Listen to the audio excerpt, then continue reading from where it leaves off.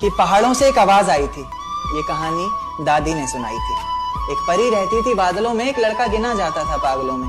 कहता था बादलों से कोई आने वाला है, जमीन पर उतरकर मेरी सांसों में समाने वाला है।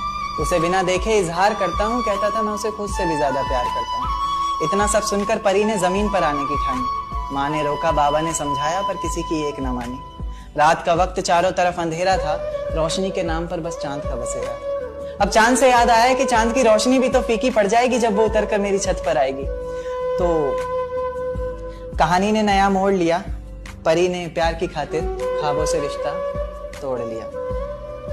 कहीं मैं सपना तो नहीं देख रहा, ये मेरे सामने कौन खड़ा है? कुछ बोलता क्यों नहीं, इस तरह चुप्पी साधे क्यों मौन खड़ा है? फिर उसने कहा कि माँ बाबा घर बार सब छोड़ दिया मैंने। बहुत ख्वाब सजाए थे, काफी ऊंचा उड़ना था, सब तोड़ दिया मैंने।